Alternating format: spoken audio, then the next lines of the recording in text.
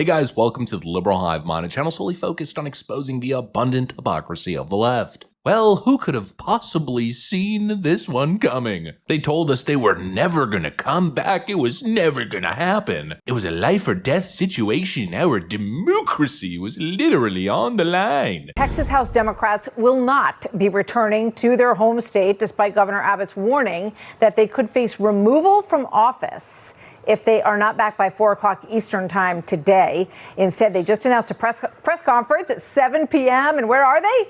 In Warrenville, Illinois, is where those Texas representatives will be speaking from, just about an hour outside of Chicago this evening around 7 o'clock. They've been in Illinois. They've been in other states. They're protesting this GOP effort to redraw the congressional map. Texas Democrats refuse to come back and they're holding the line. Yeah, basically on day one, I said there's no frickin' way that's gonna stand. The moment Democrats realize this is an idiotic stance, or the moment they realize the effort itself is completely frickin' futile, well, this whole gerrymandering fake outrage nonsense is all gonna come to an end very quickly, and Democrats are simply gonna move on to the next fake manufactured point of outrage. And well, what do you know? Here we are, after telling us for weeks that they will never back down, they totally backed down. The Texas Dems have officially thrown in the white towel. They're returning to the state after they failed to break quorum. In other words, all that noise, all that outrage and hysteria for literally nothing. Governor Abbott's redistricting measure is going through exactly as planned. And of course, in my opinion, the story continues to be that the Democrat Party has totally exposed itself. This is what happens when a party built on performative acting, a party built on manufactured outrage, meets a damn brick wall. The brick wall of reality, let's call it. Let me show you guys exactly what's going on. We got some stuff to get into, so let's roll the tape. All right, folks, so the reports are the Democrats are now planning to return to Texas after the first special session. And so basically, like I said in the intro, game over. Mission accomplished, at least for the GOP. Another spectacular loss for the Democrats, but of course, if you listen to the Democrats, they're already busy attempting to rewrite very recent history. They're telling us that they've actually accomplished their mission by killing the first session and, quote, raising awareness about mid-decade redistricting.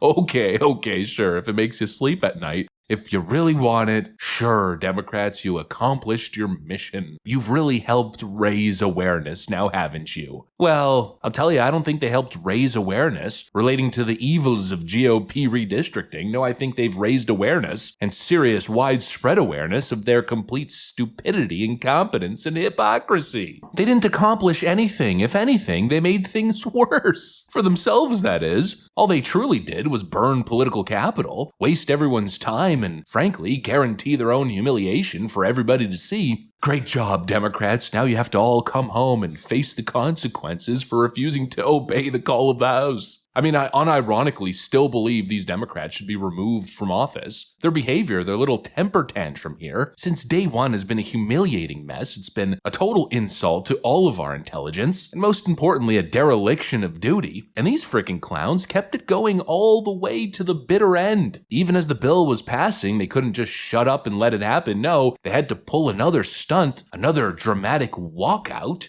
I know that it's been a lot of discussion.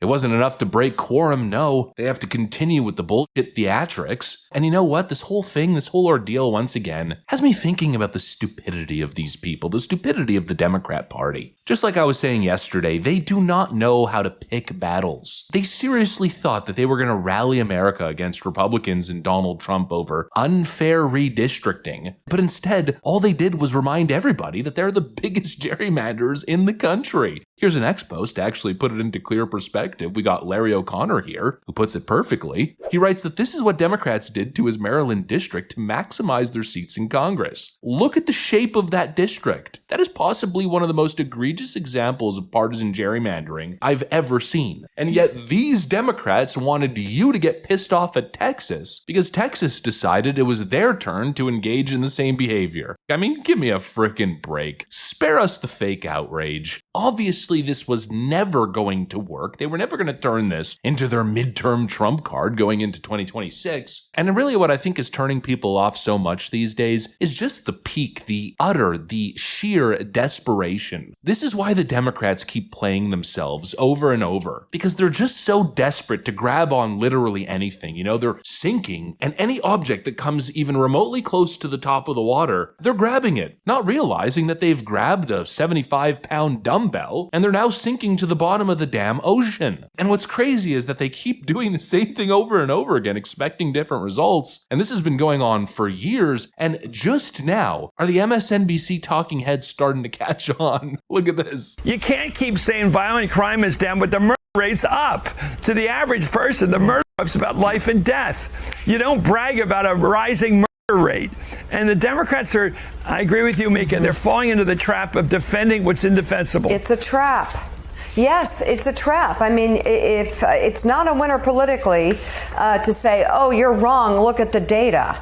Because, you know, if one violent crime happens in a very heavily populated part of the city, people hear about it and it's visceral. They don't want it. And they'll gravitate to the person who appears to be doing something about it. It's a trap. It's a trap. Yeah, dumbass. I mean, it took you really that long to figure it out that Donald Trump is taking common sense stances like enforcing laws, making communities more safe, going after the most violent of criminals. And then Democrats, fully Trump deranged, are jumping on the side of the criminal. You're just realizing now that that's bad political strategy? Holy freaking moly. Just like when these geniuses defended an MS-13 gang member because they thought that it would own Donald Trump. Well, obviously this was going to backfire as people, even Democrats, start to realize, whoa, you know, crime's actually a pretty serious problem in DC. Why are Democrats defending crime? I live in Washington. This is personal for me. Many people are frustrated with crime that we see, particularly committed by juveniles in the city of Washington. People are frustrated, Willie, that when they go to CVS to buy deodorant, that they have to get it from behind locked plexiglass, right? But the response here, and you know, let me say this, right? These are not just random anecdotes. What we see in Washington Post polling, among others, is that roughly half of DC residents, mostly half of DC reps view this as a serious problem or an extremely serious problem. Exactly. I mean, this is possibly the dumbest political class in history. They simply cannot get out of their own way. They take the bait every single time, and they pick the dumbest hills to die on. Well, here's another dumb hill. The Texas non-controversy. Good job. But hey, who am I to complain? If Democrats are taking L's, it probably means good things are happening. So what can I say? Good things seem to be happening. Anyways, that's pretty much what I got for you guys. Hopefully you enjoyed the video. If you did, make sure to leave a like and possibly subscribe. Thanks for watching, and I'll see you on the next one.